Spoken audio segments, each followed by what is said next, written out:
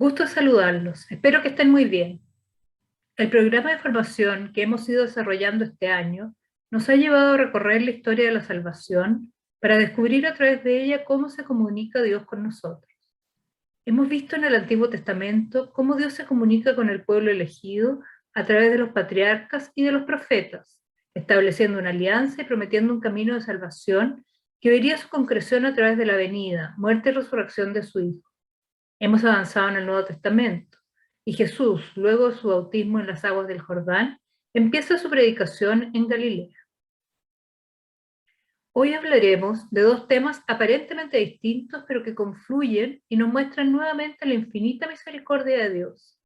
Jesús nos muestra al Padre y da cumplimiento a la promesa del Antiguo Testamento enviando al Espíritu Santo.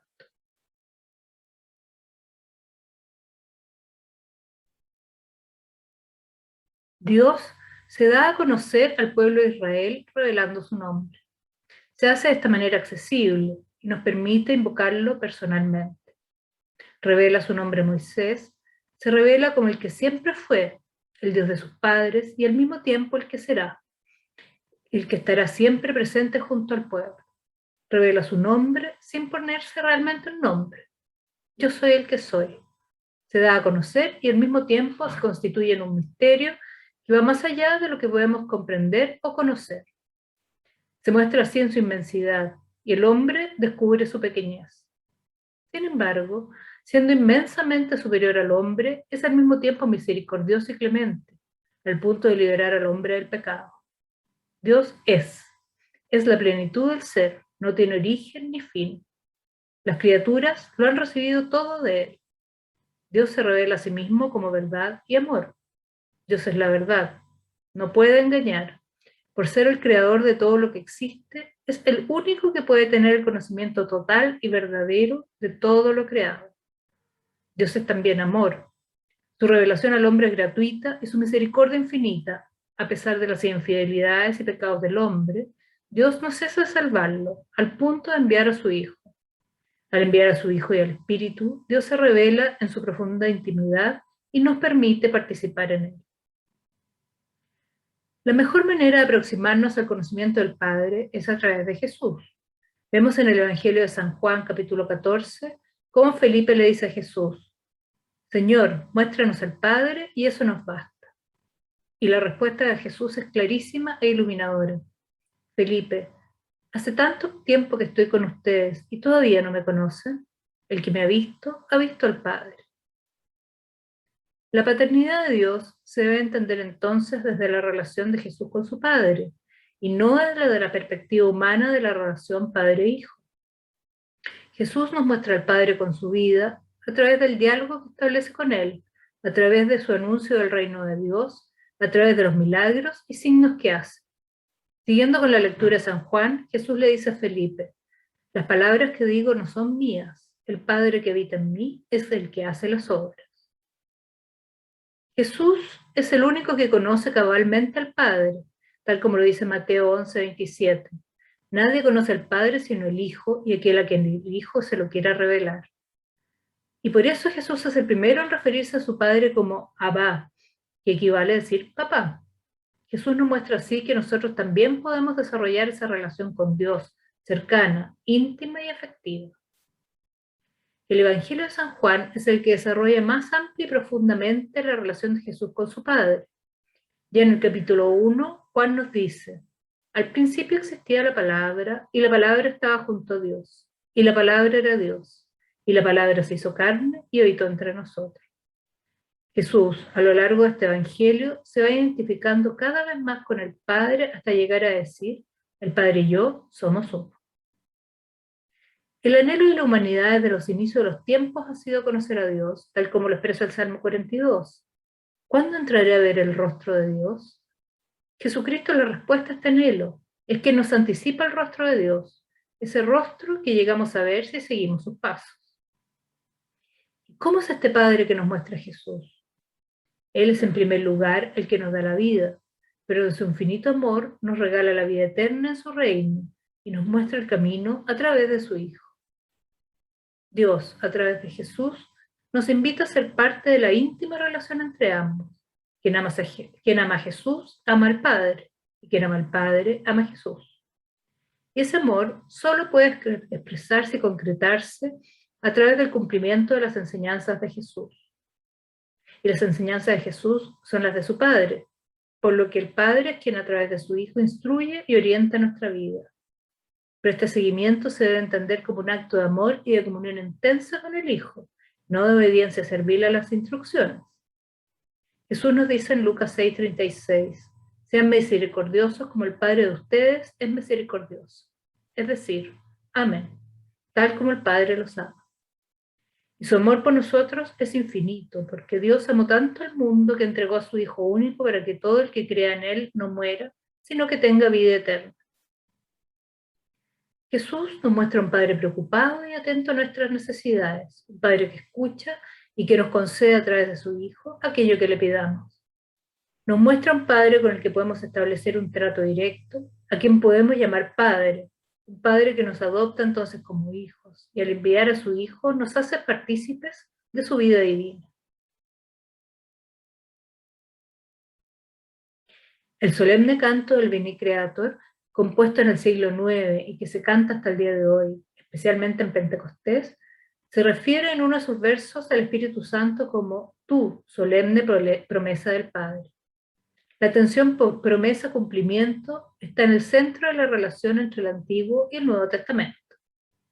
De la misma manera que Jesús fue prometido en el Antiguo Testamento, se hace carne en el Nuevo Testamento y es esperado en su venida final.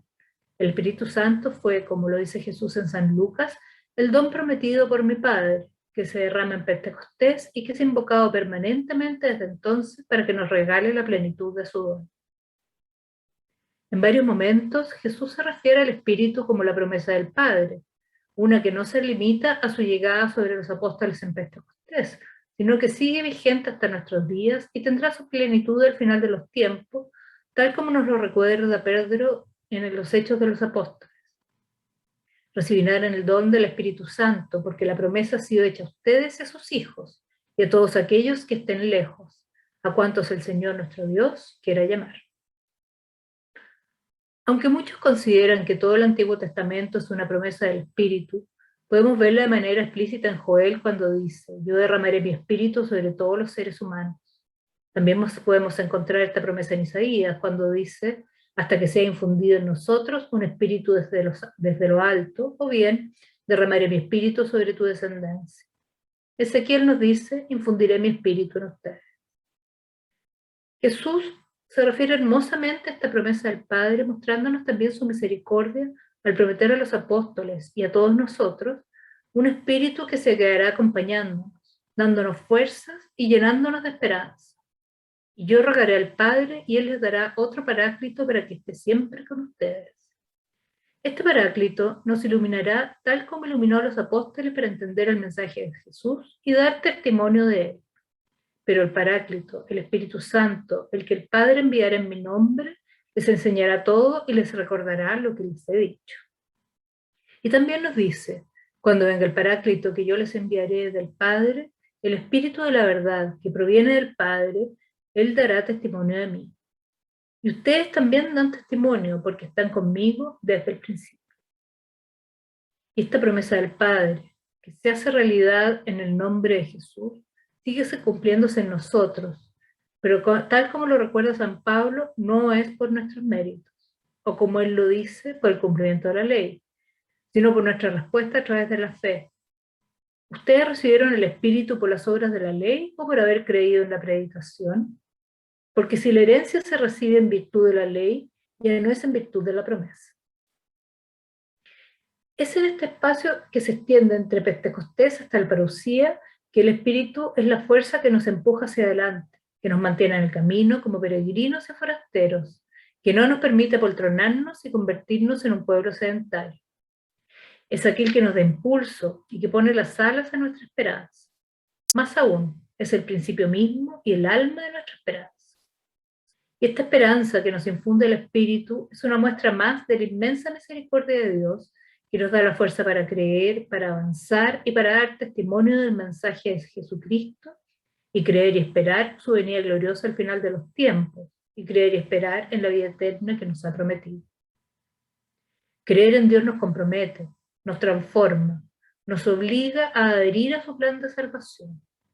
Si creemos que Dios existe, que Dios es nuestro Padre y nosotros sus hijos, debemos por lo tanto relacionarlos con los demás como hermanos, respetarlos y amarlos como respetamos y amamos a nosotros mismos. Debemos también respetarnos y amarnos a nosotros mismos, porque somos obra de Dios. Si creemos que Dios existe, debemos creer en que Jesús es su Hijo, que se encarnó por amor a nosotros para mostrarnos el camino al Padre y por su pasión, muerte y resurrección, abrirnos el camino a la salvación. Y si creemos que ese es el camino, debemos vivir nuestra vida como Él nos enseñó. Si creemos que Dios existe, debemos creer en el Espíritu Santo y permitir que actúe en nosotros. Debemos creer que la fuerza para creer en Dios, para amarlo y para seguirlo, viene del Espíritu y no de nosotros mismos. Parece un camino difícil, y lo es, sobre todo en estos tiempos en que las señales son confusas, el mundo en general no comparte nuestros valores ni nuestras creencias, y por el contrario las combate, las ataca, las ridiculiza. Es un camino difícil, porque somos seres humanos, no somos perfectos, nos dejamos convencer, nos dejamos tentar, nos desviamos del camino porque somos débiles, porque nos cuesta, porque no dejamos que el Espíritu actúe en nosotros. Y finalmente profesamos una fe que no practicamos, nos dejamos llevar, no perseveramos. Nos da vergüenza confesar una verdad que por ser tan maravillosa deberíamos querer gritar al mundo. Nos escondemos, nos refugiamos entre nuestros pares para no sentir la soledad de creer en Dios y no ser comprendidos ni aceptados desde el punto de vista de los parámetros mundanos en que se desarrolla nuestra existencia. No permitimos que la fuerza transformadora del Espíritu obre en nosotros. Quedamos en la mediocridad de una fe blanda y tibia. Y es por eso, en el fondo, no creemos, dudamos. Si realmente creyéramos en Dios, no podríamos evitar actuar en consecuencia. Los dejo con estas reflexiones y los invito a orar juntos. Ven Espíritu Santo, llena los corazones de tus fieles y enciende en ellos el fuego de tu amor. Amén. Y los invito al siguiente capítulo de nuestro programa de formación con el tema El discurso eucarístico en el Evangelio de San Juan. Muchas gracias.